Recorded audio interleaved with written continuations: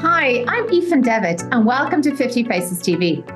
Today we are joined again by Stavros Siokos, who joined us on the podcast in February 2022, where he talked about his forestry strategy and how he used carbon credits in order to enhance returns there. We're delighted to welcome him back, given the rise in interest in such strategies, as well as other nature-based solutions, to chat about what's happened in the intervening 2.5 years and how the carbon credit market has evolved. Welcome, Stavros. Great to see you here. Thanks for having me. Glad to be back. So as I said, I'd love if you could give us an update on how the forestry asset class has evolved since we last spoke. Forestry has come into the center of attention now for a lot of people trying to invest in natural capital, with more and more people moving towards net zero economy and try to have impactful investments which they make good returns as well. Forestry has become the center of interest. A lot of change over the last 5 to 10 years. Now, a lot of people are interested to see how much they can allocate, and there are not many opportunities globally. So a lot of people, including people in the UK, US, and South America, they're focusing on such opportunities. Carbon credits also have helped a lot, and that was the point that carbon credits exist, basically to create interest for people to invest more into nature in order for capital to go in areas that can help the trip towards net zero. So it has been huge interest, and mainly from institutional investors, but you have more and more impact investors coming in, from family offices to DFIs. Everyone is looking at that space more and more in these days. And in our podcast, you spoke about how quickly trees grow in South America compared to, say, Scotland. And I was wondering whether that affects the time horizon that investors should attach to this asset class, given that because trees may grow more quickly, they might see income return more quickly, or maybe a shorter holding period. Actually, our numbers, because at that time we had just started planting the trees in that area, and we were expecting, you're right, our trees in Paraguay, they grow a meter a month. So if you consider that with an investment, let's say in Scotland or Sweden, which is basically 5-10 centimeters a year, you can realize how big the difference is. So I'm happy to report that these numbers really are happening. They're materializing. Now we have trees growing at that rate. Actually, we're planting 12 million trees a year. This is the equivalent of 100 to 150 Wembley Stadium a day. So this is the number. The other thing which was also very good for us, and we're expecting to be good, but not as good as it's getting, is the density of how much carbon you manage to sequester. So MII is the way we measure the density of how much wood, how much mass you have in the wood.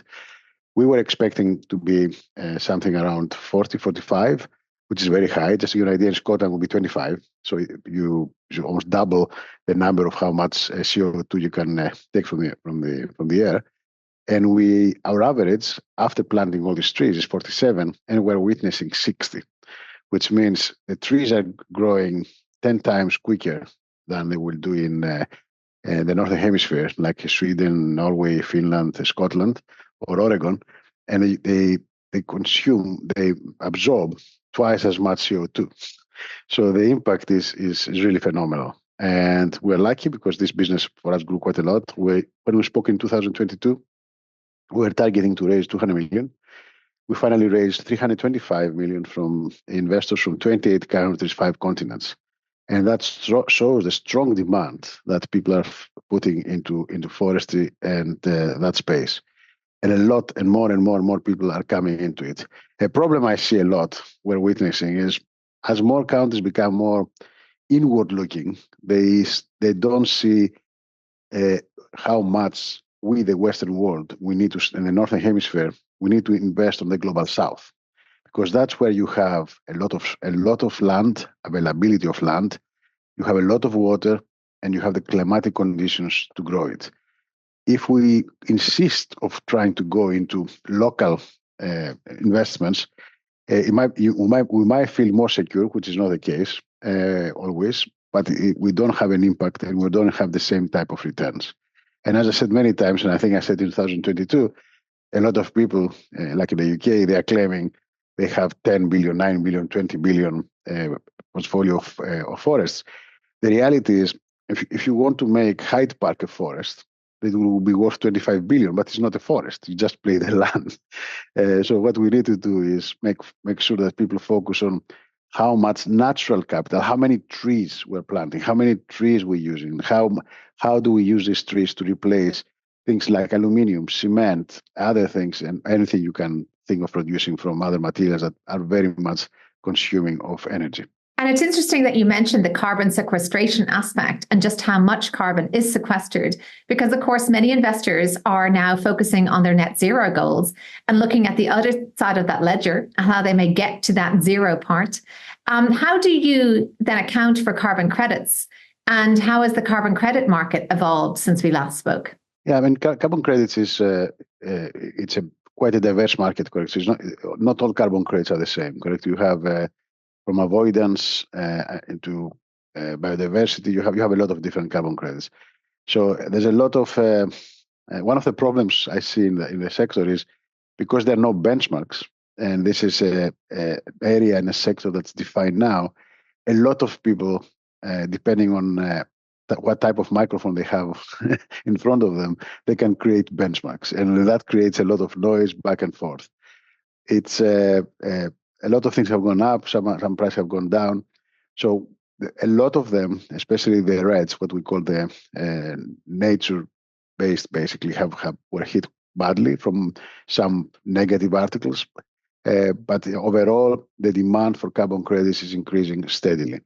It's getting more institutionalized now. We have more clear targets and more clear methodologies.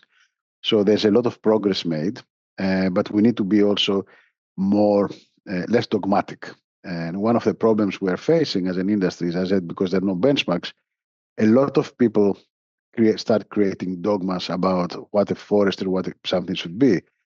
You don't want museum forests. If you make a museum forest, it's great to look at it, but doesn't create jobs. It doesn't help the society. It doesn't have a social impact.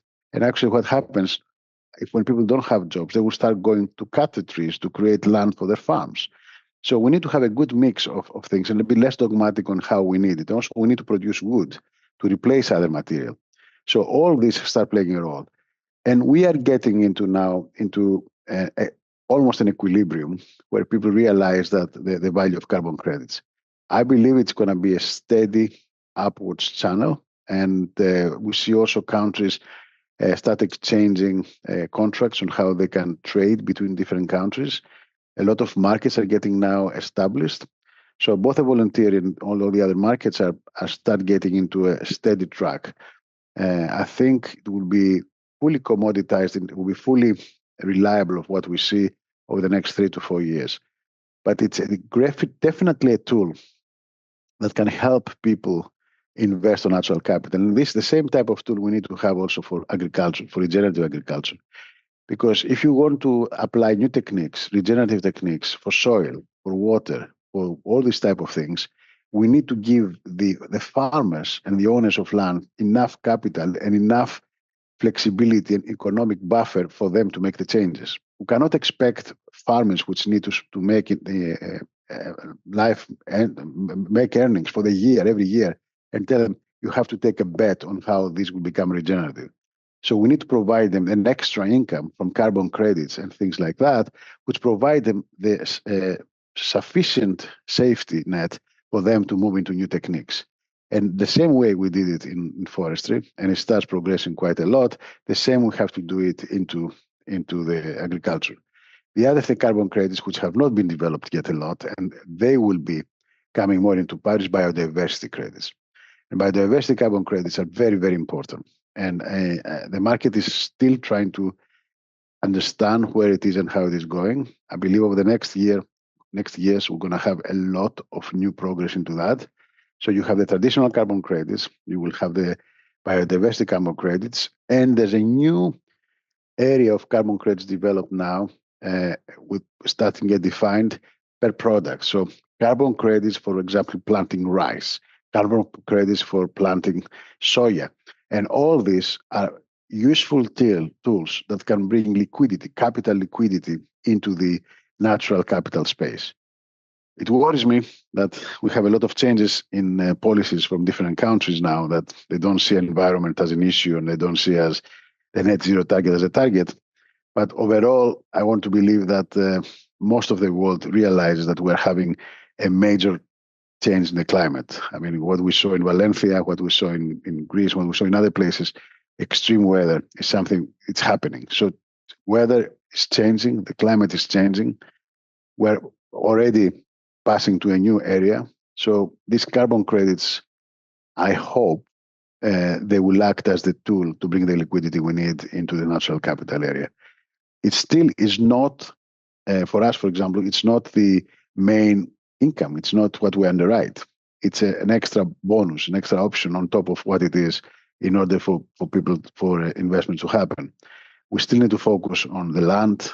We still need to focus on the natural resources, water availability, soil quality, then the commodity on it, the wood, if you want to say it, and then on the top of that, you have the carbon credits. Well, a fascinating discussion there. Thank you so much, Stavros, for coming here to share your insights with us, for giving us an update on the carbon credit market. I think we'll have to flag that.